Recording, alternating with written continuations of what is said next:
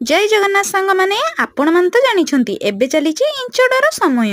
इंचड़ समय रे इंचड़ पकड़ाटे न हबो सेमिति कोन हेई परिबो। से इंचड़ पकड़ा को आखि आगरे रखी मु चलेली इंचड़ आनिबा पई। आम घर पाखरे जने माई अछंती तांको बाड़ी रे बहुत इंचड़। से मते आगरो इंचड़ देबे बिली कहिथिले। सेइति पई मु चलेली तांको पाखको इंचड़ आनिबा पई। इंचड़ नै घर को चली आसिली आ एठी बड़ माउसी इंचड़ को काटिबा पई लागिले। काहेकि ना मु इंचड़ काटी जानेनी। इंचड़ काटिबा बेले जो ओठा ना थरे लागी गले ताको छोड़ेबा भारी कष्ट।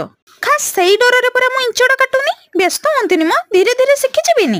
एइठी देखंतु बड़ माउसी प्रथम इंचड़ को दुई फाळ करले तापरे चारि फाळ ताको भलो भाबरे धोई देई ताको भल से चुपा छड़ेई देले आ पकोड़ा करिबा मापर छोटा छोटा पीस पीस करी काटी देले। एबे हमर इंचड़ काटा सरी गला। चलंतु एबे पकोड़ा पई प्रस्तुति आरंभ करिबा।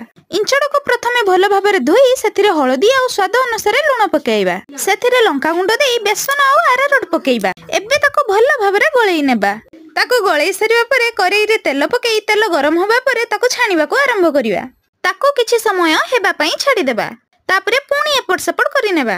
एबे प्रस्तुत हेई गला हमर इंचड़ पकोड़ा।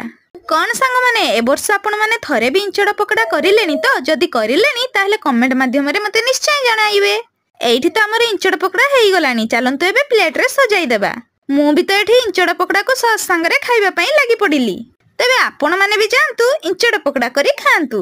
आपण मानक पाखरे मोर गोटे कंप्लेन अछि सांग माने आपण माने वीडियो देखुचंती हेले लाइक शेयर सब्सक्राइब किछि करू नाहंती। तबे मो चैनल को सब्सक्राइब निश्चय करी देबे।